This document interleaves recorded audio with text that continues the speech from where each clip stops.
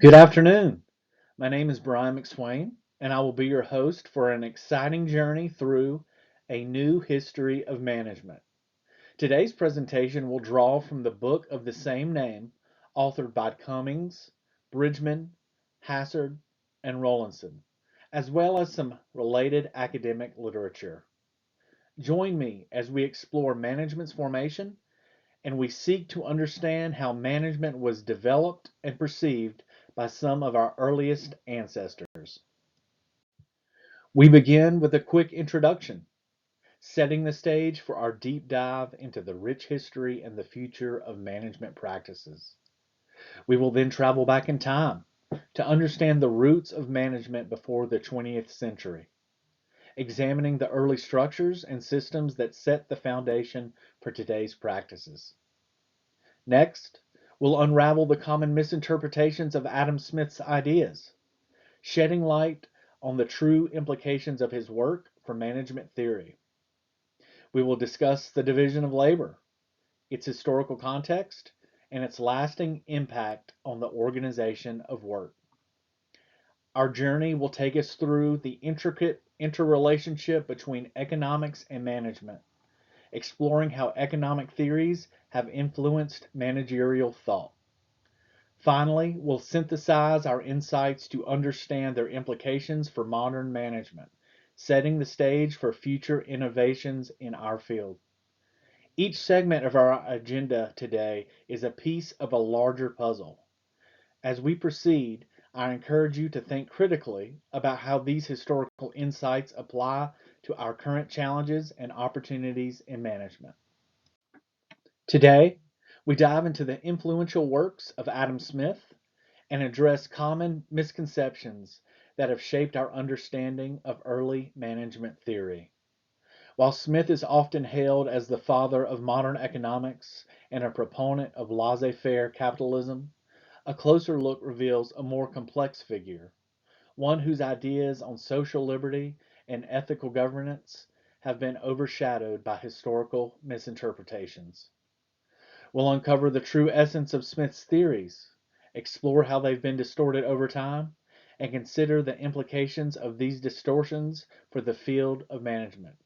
But first, let's gas up the DeLorean and travel back in time to get a sense of what the concept of management looked like before the 1900s.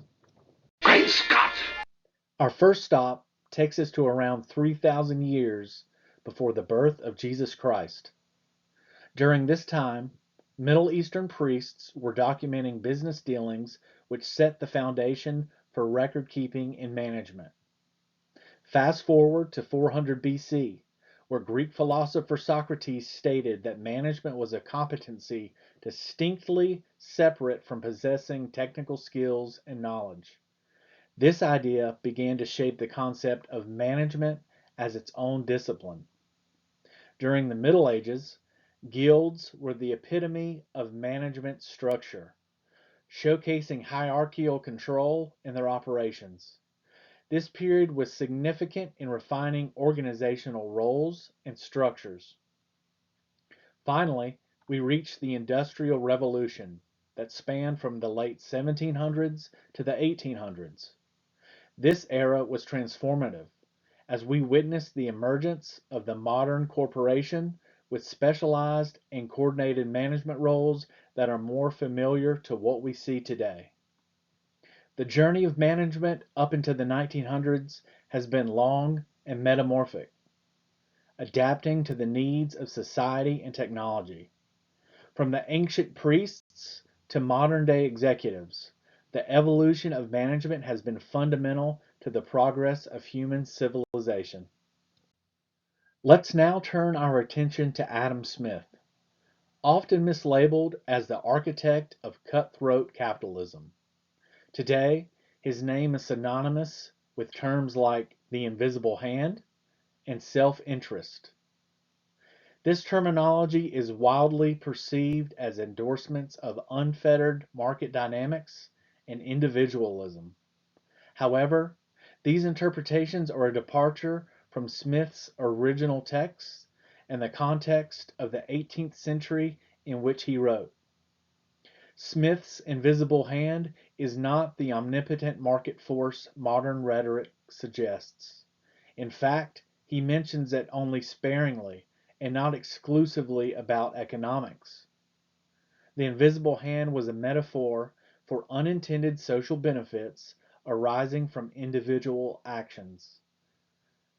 Likewise, self-love, which is frequently misconstrued as selfishness, is referred to as self-care and basic economic survival, not the pursuit of wealth at the expense of others. Smith's ideas on the division of labor have been amplified beyond his actual intent. He recognized the efficiencies of specialized work, but was equally concerned about its impact on the worker's moral and social condition. Far from advocating from the relentless engine of industrialism, Smith foresaw the potential moral decline it could precipitate. In the next few minutes, we will explore these themes in greater depth, challenging the traditional capitalist picture of Smith, to reveal a philosopher whose primary concern was the well-being of society and the moral implications of economic actions. Adam Smith is often known for his advocacy of the division of labor, but what is less discussed is his critical insight into its potential to dehumanize workers. Let's peel back the layers of this concept to understand Smith's true perspective.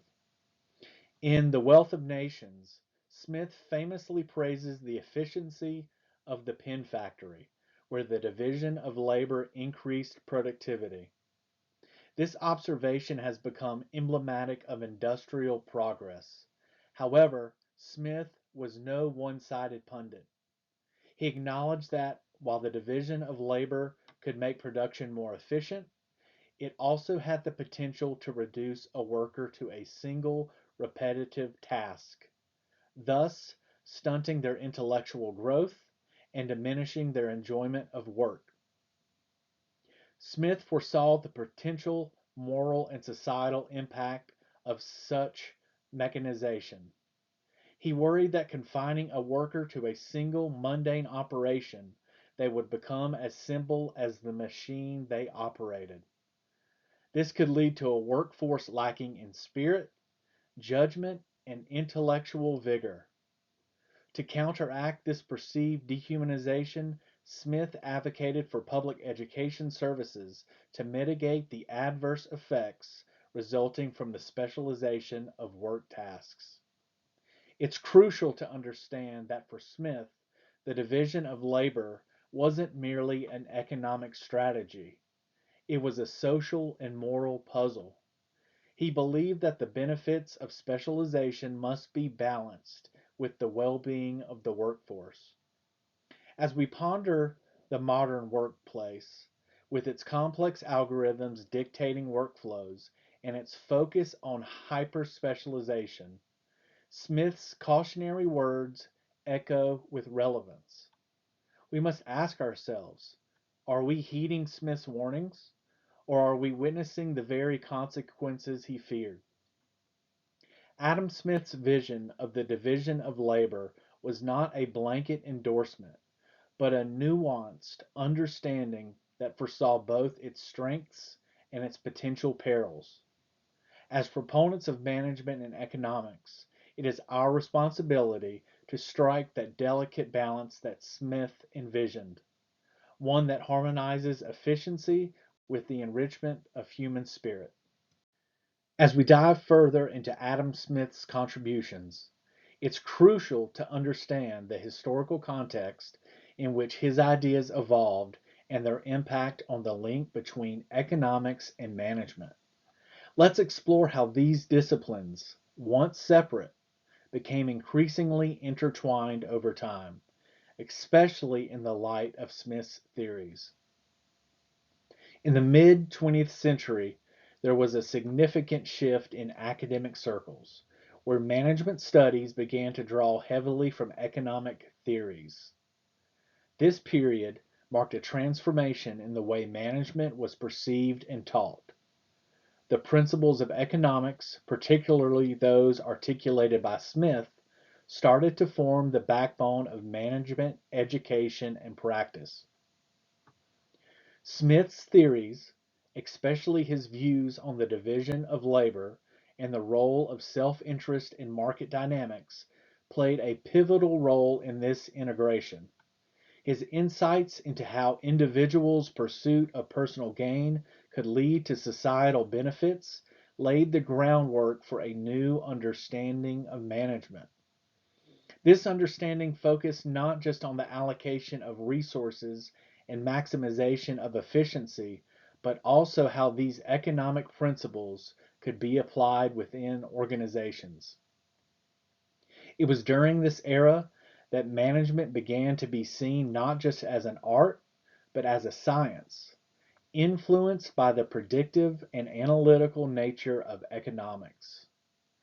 The rise of management coincided with a broader social transition, the decline of slavery, and the rise of social liberty.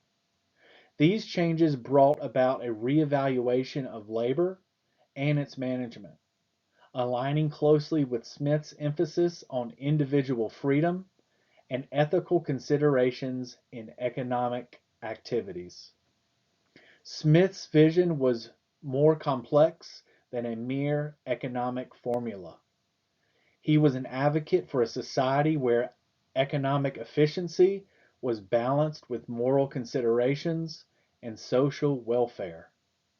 This perspective is often overshadowed in traditional interpretations, but it is vital for a holistic understanding of his impact on management studies. Adam Smith's theories did not just shape economic thought, they were instrumental in shaping the very foundation of modern management. As we reflect on this interlinkage, it's important to acknowledge the depth and breadth of Smith's influence, extending beyond economics into the realms of management and organizational behavior. Adam Smith's work encourages us to consider how management can be more than just a tool for economic success. It can be a means to foster a more humane and ethically sound business environment. Incorporating a more accurate portrayal of Smith's theories can inspire future leaders to approach business with a balance of economic savvy and ethical responsibility. It can lead to the development of management practices that are not only efficient, but also socially responsible and sustainable. In conclusion, revisiting Adam Smith's work reminds us that the roots of management are not solely planted in the soil of economic gain. They also reach into the realms of ethics, social responsibility, and the collective good. As we move forward, let us carry these insights into our practices and teachings, shaping a future where business success is aligned with the well being of society as a whole. Thank you.